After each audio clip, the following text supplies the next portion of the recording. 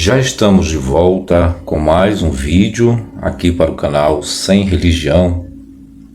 E desde já eu quero agradecer a vocês que sempre nos dão o seu apoio, a sua preciosa atenção, assistindo os nossos vídeos, comentando e compartilhando.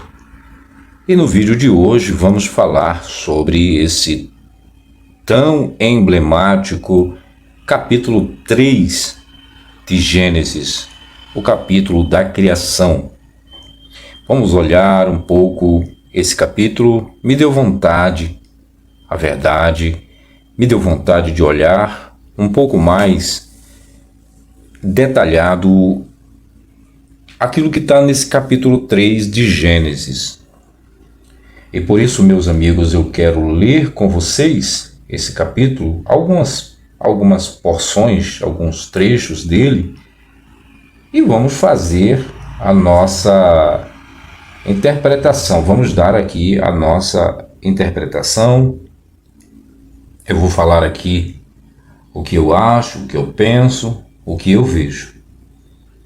Mas antes disso, não poderia deixar de fazer aquele pedido todo especial a vocês, e já é de praxe aqui do canal, eu sempre faço nos vídeos, né? Então, quero pedir a você que, se ainda não for inscrito aqui do canal, você que porventura é novo aqui no canal, que assiste esse vídeo aqui agora e ainda não é inscrito, aproveita, se inscreva agora mesmo, acione o sininho das notificações. E depois você pode compartilhar esse vídeo com seus amigos, com as pessoas que você quiser. E se você gostar, no final, você pode deixar o like. Ou até mesmo agora, inicialmente. Tá bom? Então, dito essas coisas, vamos para o assunto do vídeo de hoje. Tá? O capítulo 3 de Gênesis. Capítulo 3 de Gênesis é bem interessante, tem muitas coisas aqui para a gente analisar.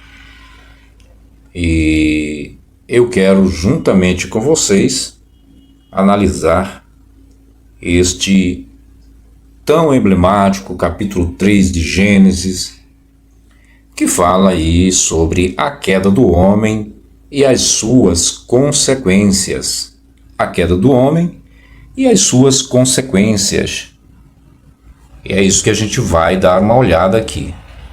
A Bíblia, ela é um livro cheio de fantasias. Essa que é a verdade. Ela é muito fantasiosa.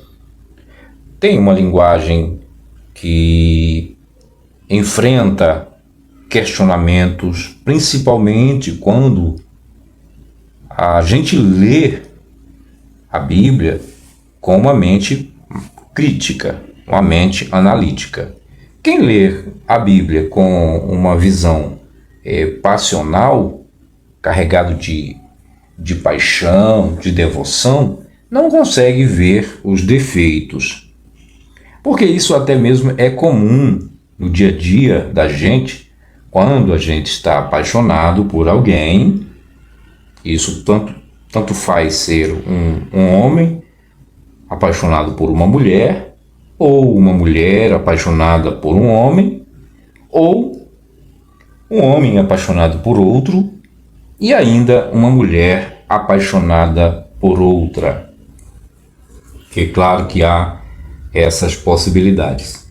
Então, quando a pessoa se apaixona terrivelmente, loucamente por outra, ela não consegue ver os defeitos. De momento, ela não consegue enxergar os defeitos da outra pessoa. E ela segue nessa força da paixão e só muito tempo depois, talvez já depois de ter tomado alguns tombos, prejuízos, aí ela começa a perceber a merda que fez, como ela foi infantil, e ela começa a perceber, começa a detectar as consequências, os enganos que ela viveu, tudo dentro dessa paixão. Então, voltando aqui para o contexto literário, é muito importante que o leitor não leia a Bíblia com uma visão apaixonada, com essa paixão, com esse sentimentalismo, porque a Bíblia não é um livro perfeito, a Bíblia não é um livro divino, a Bíblia ela é um livro feito por homens, para homens. É um livro cheio de defeitos, E a gente, olhando com um olhar crítico, um olhar racional, você vai ver, você vai conseguir detectar esses defeitos. Entende? Então, vamos deixar de muito lero, já fiz uma introduçãozinha básica. Vamos para o assunto. Eu abri hoje a Torá. Eu vou ler o livro dos Judeus, claro, na versão portuguesa. Vamos ler aqui e vamos ver o que está dizendo aqui. E inicio o capítulo 3 lendo assim. E a serpente era astuta, mais do que qualquer animal do campo que fez o eterno Deus. E disse para a mulher: foi assim que Deus disse? Não comereis de toda árvore do jardim? E disse a mulher à serpente: do fruto da árvore do jardim podemos comer, e do fruto da árvore que está no meio do jardim, disse Deus: não comereis dele, nem tocareis nele, para não morrerdes. E disse a serpente à mulher: não morrereis, porque sabe Deus que no dia em que comerdes dele, abrir-se-ão vossos olhos, e sereis como Deus, conhecedores do bem e do mal. E viu a mulher que boa era a árvore para comer, e que desejável era para os olhos, e cobiçável a árvore para entender o bem e o mal. E tomou do seu fruto e o comeu, e deu também a seu marido, que estava com ela, e ele comeu. E foram abertos os olhos de ambos, e souberam que estavam nus. E coseram folhas de figueira, e fizeram para eles cintos. Muito bem, vamos dar uma pequena pausa aqui para a gente fazer algumas observações inicialmente aqui, nesses primeiros 7 versículos do capítulo 3 de Gênesis. A começar a fábula, a história aqui, a história com E, diz o seguinte: e a serpente era astuta, mais do que qualquer animal do campo que fez o eterno Deus. Olha, presta bem atenção. Você que é crente, você que lê a Bíblia, que enxerga perfeição em tudo que Deus fala na Bíblia, não é? Em tudo na Bíblia, não importa se é Deus, se é o homem, se é o diabo, se é quem quer que seja, você vê tudo perfeito? Pois bem, eu vou te ajudar a enxergar coisas absurdas aqui, viu? Talvez você ainda não tinha lido esse capítulo 3 de Gênesis da forma como estamos lendo agora. E olha só, Deus ele fez todos os animais, segundo aqui a narrativa, e ele introduziu na serpente um grau de astutícia muito elevado. Ele deu para a serpente a astutícia, né, a astúcia, que ele não havia dado para nenhum outro animal. E por que ele fez isso? Por quê? Aí já surge o primeiro questionamento. Por que Deus resolveu dar à serpente, colocar nela esse grau de astúcia, de sagacidade, de inteligência, de malemolência, de malandragem, se é que podemos colocar assim? Deus deu para esse animal toda essa capacidade, coisa que ele não deu para um cavalo, que é um animal de carga, de força, que ele não deu para um burro ou para um boi, para tantos outros animais. Ele deu justamente para a serpente. Qual era a intenção? O que estava nas ideias desse Deus? Colocar sobre a serpente esse grau de maldade, essa malícia, essa astúcia. Porque você sabe o que é astúcia, né?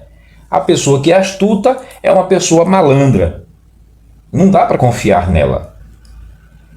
Não dá para confiar.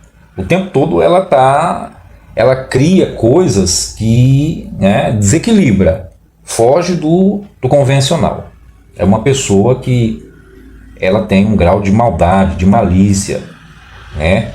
Ela é sagaz, ela é sutil, ela te leva a praticar coisas que trará consequências. Essa é a verdade. E assim a serpente. E nesse caso a serpente falava.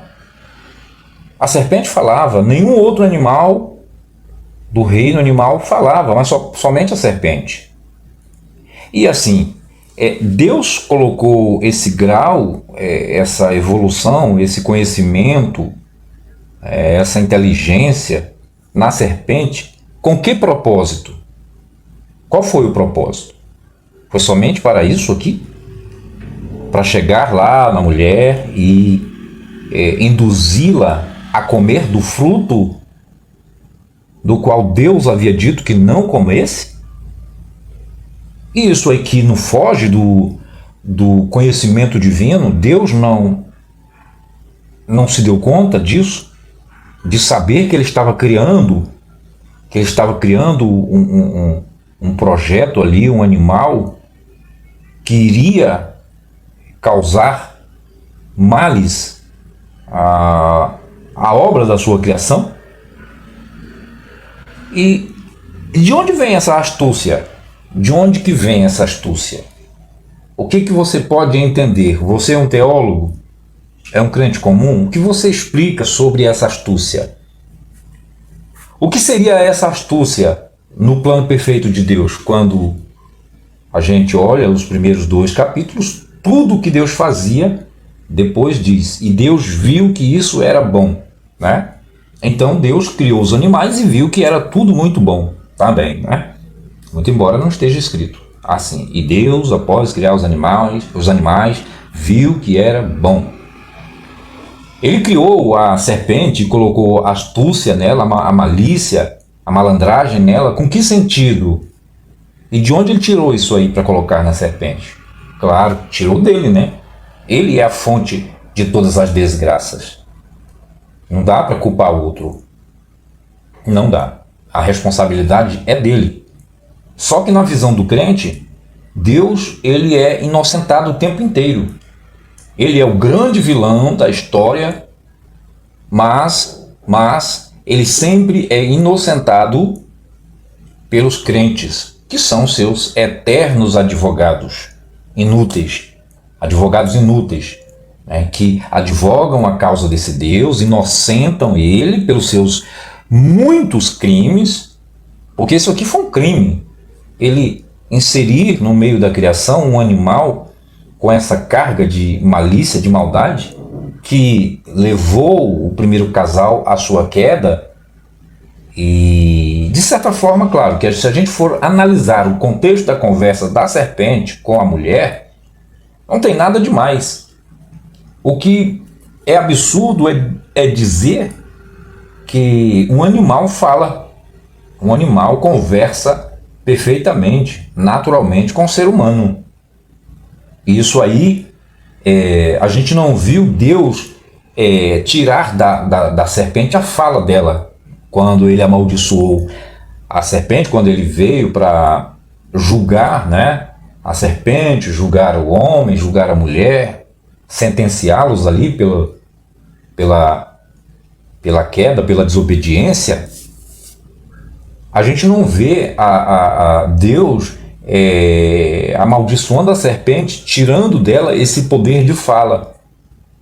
A gente não vê. Olha, no versículo 4, vamos aqui mais para frente um pouquinho. No verso 13 diz o seguinte: E disse o eterno Deus à mulher: Que é isto que fizeste? E disse a mulher: A serpente enganou-me e comi. E aí no verso 14 diz: E disse o eterno Deus à serpente: Porquanto fizeste isso, maldita és tu, mais que todos os quadrúpedes e mais que todo animal do campo.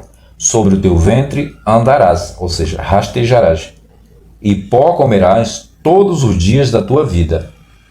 E inimizade porei entre ti e a mulher, e entre a tua semente e a semente, e entre a sua semente. Ela te ferirá a cabeça, e tu lhe ferirás o calcanhar.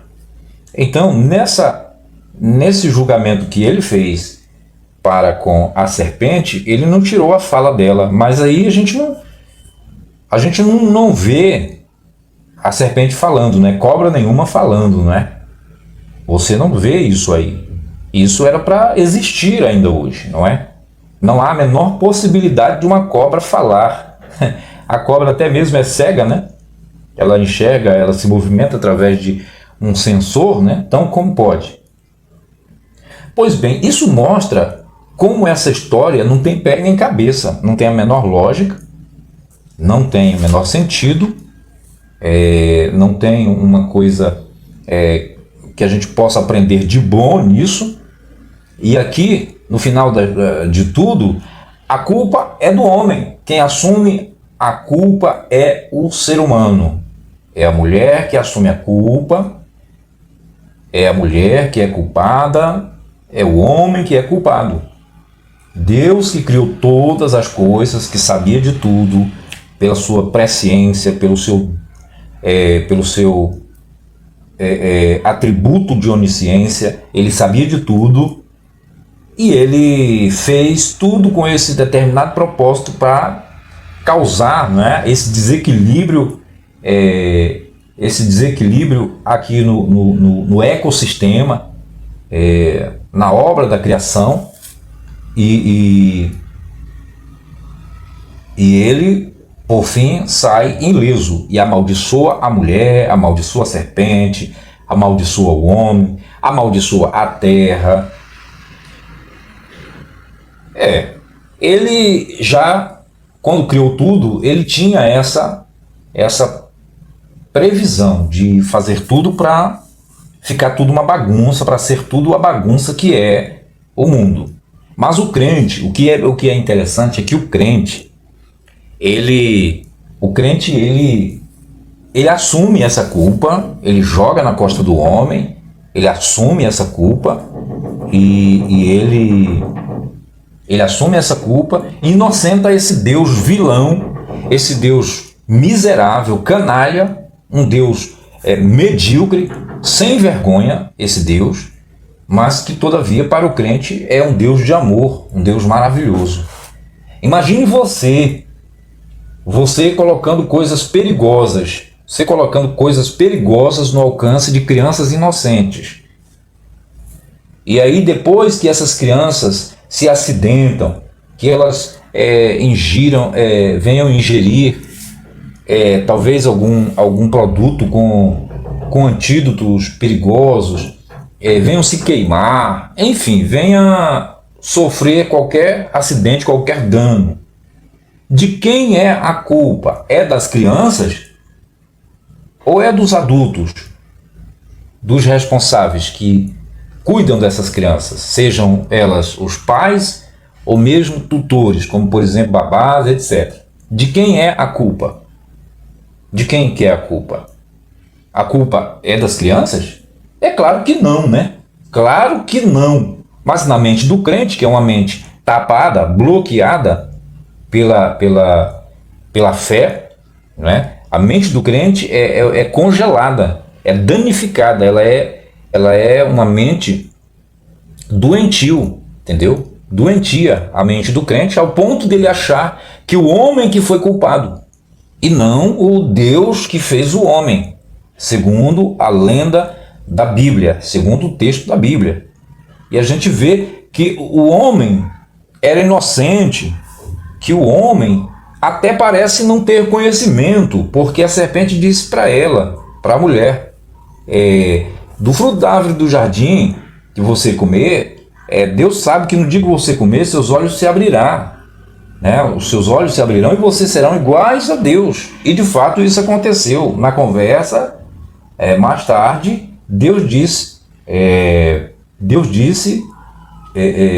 o que de fato a serpente falou aconteceu.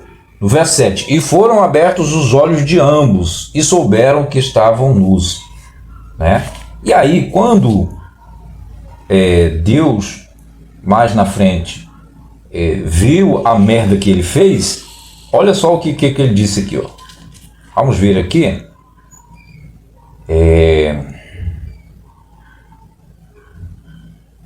No verso 22, aqui Deus vê a merda que fez. E aí ele tenta consertar a grande cagada que ele fez, porque Deus ele é exímio feitor de merdas. A Bíblia ele é. Essa é uma realidade. Deus ele é um cagalhão de ponta a ponta. Então olha aí, Gênesis 3, 22, olha o que está dizendo. E disse o eterno Deus, eis que o homem se tem tornado como um de nós. Como um de nós. Quem? Quando ele fala um de nós, a quem ele estava se referindo?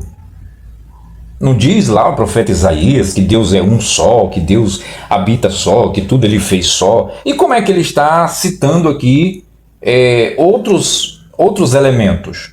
Ele está usando uma linguagem no plural.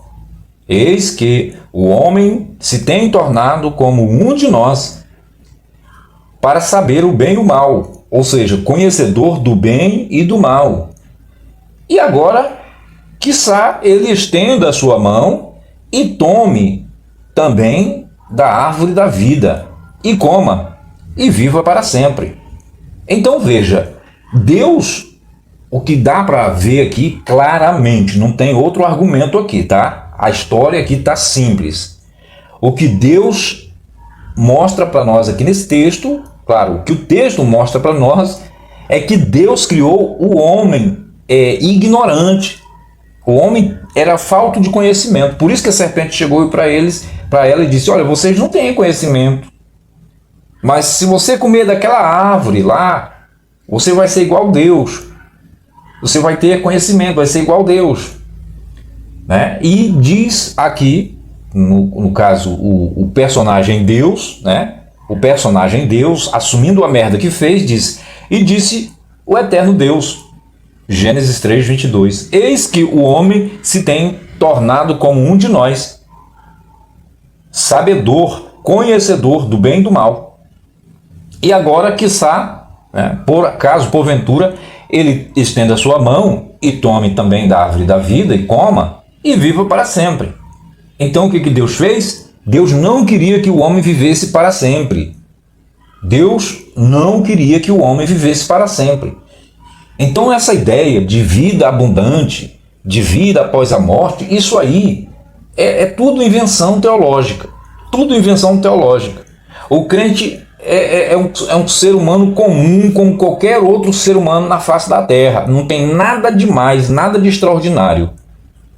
Pode esquecer essa cachaça, essa lombra de achar que agora em Cristo Jesus tudo foi restituído, restaurado, assim como antes da queda do homem. Ora, quem foi que gerou a queda do homem? Se Deus queria alguma coisa perfeita, por acaso, porventura, ele teria colocado esses elementos perigosos na cena? Com que intenção, com que propósito? Ou ele é um Deus esquizofrênico, um Deus bipolar, que faz uma coisa uma hora, outra hora faz de outro jeito, faz uma cagada agora, depois corrige essa cagada que fez. Porque ele enviando esse tal de Jesus que não se apresenta em canto nenhum, e que todo mundo fala dele, que ele nada faz que presta, nada faz de bom pela humanidade, nem pelas crianças, nem pelos idosos, nem por ninguém, esse tal de Jesus, né? Ele enviando esse tal de Jesus para se lascar na cruz, o que aconteceu? Ele ali está corrigindo uma merda que ele fez com outra merda, maior ainda.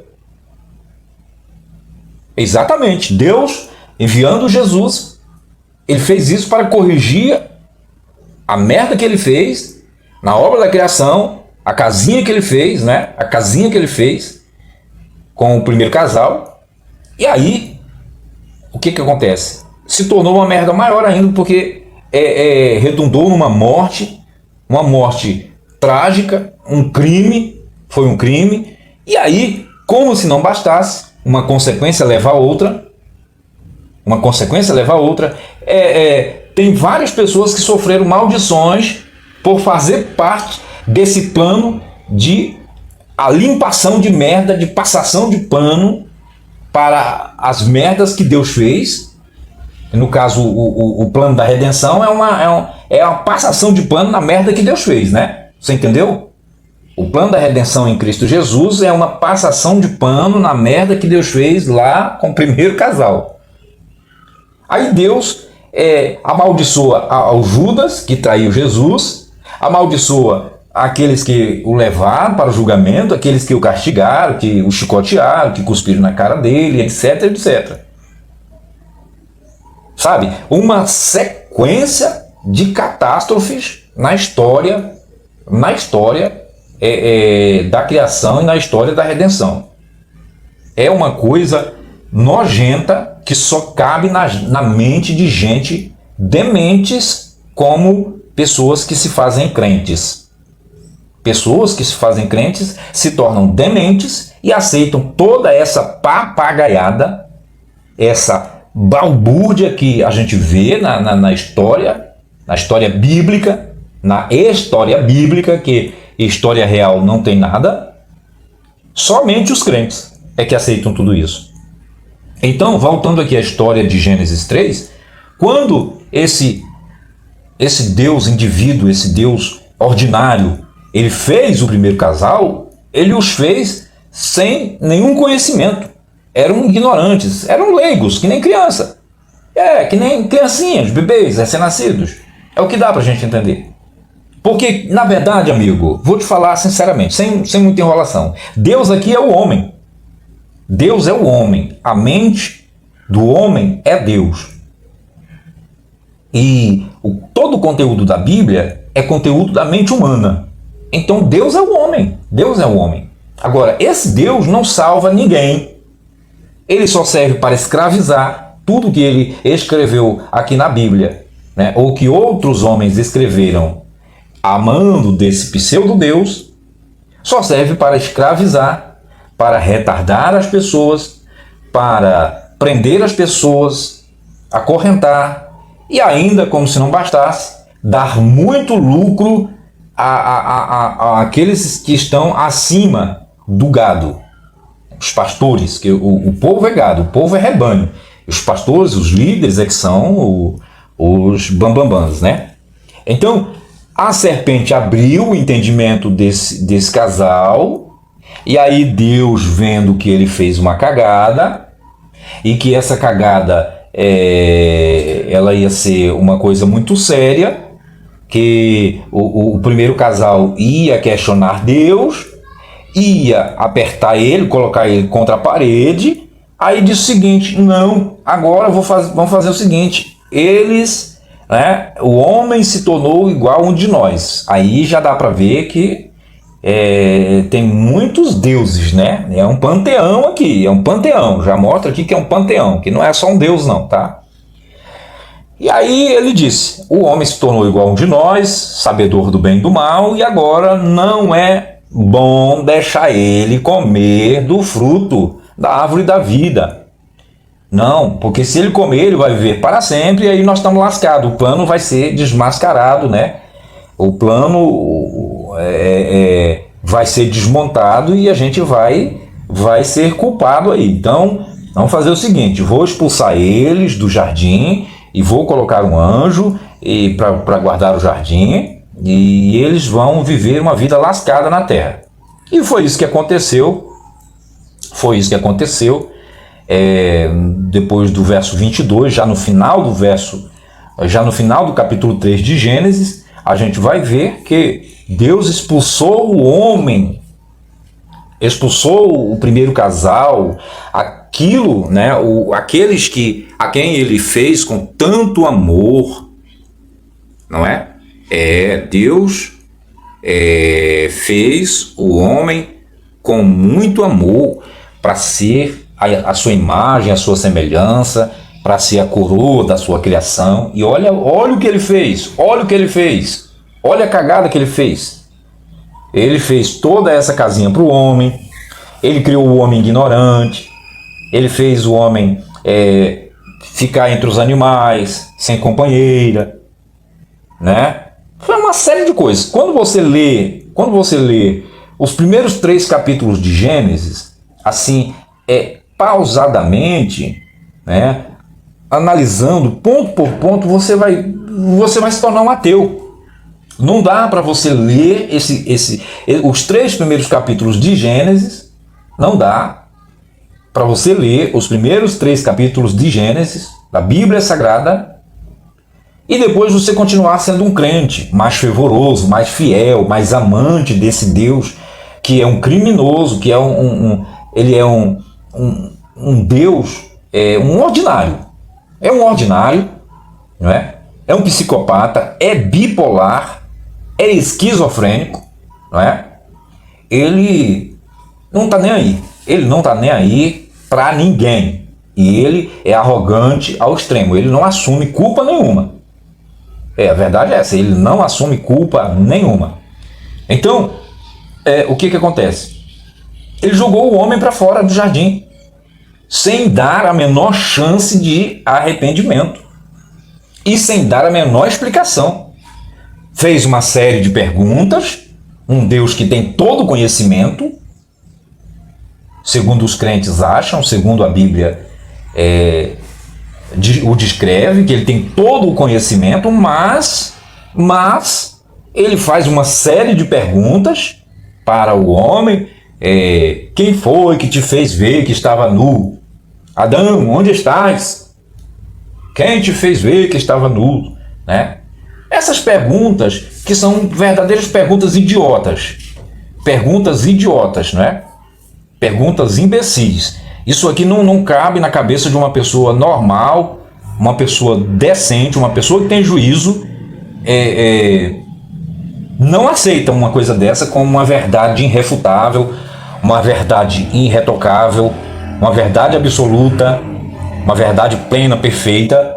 Não, ninguém que tem uma mente, né, 1% de decência mental vai aceitar uma idiotice dessas.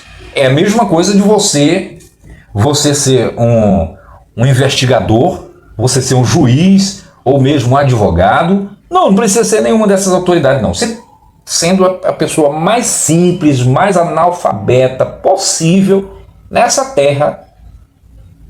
Mas se você souber que duas crianças, vamos colocar, aqui a história fala de dois seres humanos, né? 2 elementos, Adão e Eva. Então vamos lá. Se você souber, se você assistir uma história a respeito de que 2 crianças foram envenenadas por algum tipo de bebida, por alguma coisa que comeram que tinha veneno, que não era para comer, né? Ou que elas tomaram uma eletrocução, né? Tomaram ali um choque de alta potência, né? E vieram a sofrer ali graves danos, estão hospitalizadas. E quando esses pais aparecem, quando os responsáveis aparecem, eles vêm com a desculpa de que a culpa é das crianças. Como é que você vai reagir, rapaz? Como é que você vai reagir? Você não está vendo que isso não tem sentido? Isso é um absurdo? Se esse casal, se o pai e a mãe vier com um argumento desse, diante das autoridades, não tem conversa, ele vai para cadeia. Vai para cadeia. É um criminoso, é uma criminosa, a gente já viu isso várias e várias vezes, reportagens aí na televisão, em que os pais culpabilizam, transferem a responsabilidade para as crianças, para os filhos. E isso não tem menor sentido. Não é? Então não precisa nem ser um juiz, não ser um advogado, ser uma pessoa letrada, uma pessoa cheia de conhecimento, para ver que não tem sentido nenhum. Qualquer pessoa tem esse senso de justiça para julgar isso aí. Pois é, exatamente, foi isso que aconteceu. Deus aqui na lenda, né, na lenda fantasiosa, nessa história da Bíblia, ele não assume a culpa nenhuma, a culpa é do homem, a culpa é da mulher, amaldiçoou a serpente, coisa que a serpente nenhuma na terra faz, cobra nenhuma come terra, come pó, cobra nenhuma faz isso. É mais uma mentira que está aqui inserida nesse texto, tá? Amaldiçoou a serpente e o homem disse, olha, porque tu ouviste a voz da tua mulher. Então quer dizer que aí, nesse sentido, né, o homem ele tem que ser machista mesmo. Já é um prelúdio, né, é um princípio aí machista que está implantado na Bíblia já nos primeiros capítulos da Bíblia. Porque tu ouviste a voz da tua mulher, né? Maldito será a terra por tua causa, e dela tu comerás, né, o teu fruto com o suor do teu rosto, né? Porque tu ouviste a voz da tua mulher. Então quer dizer que Deus, na visão desse Deus aí, né, desse Deus ordinário, o homem tem que fazer tudo da cabeça dele. Que depois ele vai dizer que a mulher, ele vai julgar a mulher, ele vai dizer, olha, a mulher, você vai ser esposa do seu marido, né? Olha, ele diz, multiplicarei o teu sofrer, a tua concepção, com dor darás à luz a filhos, e para teu marido será o teu desejo, e ele te dominará, e ele dominará sobre ti. Né? Então quer dizer, ele sujeitou a mulher, né? A mulher é um objeto, ele colocou a mulher como objeto a serviço do homem, tá? Olha isso aí. Só porque a mulher ouviu a serpente, a qual foi ele, esse Deus ordinário, esse Deus canalha, quem dotou a serpente com essa astúcia, com essa sutileza, com esse conhecimento. Né? Agora, uma coisa que eu gostaria de ressaltar aqui, falando ainda da serpente, antes de ir para os finalmente desse vídeo, é o que a serpente tinha contra Deus, o que foi que Deus fez para a serpente manter esse desejo negativo contra o seu Criador. Né? Porque se a serpente era um animal puro, maravilhoso também, se não tinha nenhum tipo de mal, se o mal não estava entre a criação de Deus, como a serpente, ela induziu a mulher a pecar contra Deus? Pois é, fica esse questionamento aí, não é? É estranho isso, é estranho. Parece que já havia uma treta entre a serpente e Deus. Havia uma treta e a serpente era insatisfeita com esse Deus. E por isso que ela induziu a mulher a comer do fruto. Então, meus amigos, Deus amaldiçoa a mulher e diz para ela que ela será um objeto, que ela vai ser tudo menos algo de valor para o homem, e ele coloca o homem como o seu senhor, o seu dono, o seu possuidor, e etc. E ao homem ele disse, porquanto escutaste a voz da tua mulher, porquanto você se mancomunou com a sua mulher, porquanto você obedeceu a sua mulher. Tá vendo de onde é que sai o machismo? Tá vendo aí? Da onde é que sai a ideia de ser machista, de ser misógino, né? De ser um feminicida? É daqui, ó. É daqui, viu? É da cultura religiosa da Bíblia. É da cultura religiosa da Bíblia. Porquanto escutaste a voz da tua mulher e comeste a árvore de que te ordenei, dizendo não comerás dela, Maldita é a terra por tua causa. O que tem a ver uma coisa com a outra, meu amigo? O que tem a ver o cu com as calças? Me diz. O que tem a ver? O que a terra tem a ver? Aí o crente diz, está vendo? É por isso que há cataclismas, é por isso que há tragédias climáticas, montanhas, muitos mares, águas, tempestades, furacões, calor demais para um lado, geada, gelo para outro. Isso aí é consequência do pecado do homem. Veja a que ponto chega a mente demente, idiota de um crente que acredita num livro arcaico, anacrônico, cheio de contradição, desgraçado que nem a Bíblia. Veja. Veja. E ainda fala que esse Deus é um Deus de amor. Um ordinário desse, criminoso, um criminoso desse, né? Derramador de sangue, sanguinário. Ainda o crente vem dizer que esse Deus é um Deus de amor? Não tem o menor sentido. Pois bem, então estamos chegando ao final. Estamos chegando ao final desse vídeo. O que eu queria abordar aqui, acho que ficou bom, acho que ficou de bom tamanho. As minhas observações, coloquei elas aqui. Então, minha gente, se você gostou desse conteúdo, comenta, compartilha e deixa o like. Deixa o like, tá bom? O seu like é muito importante. É isso.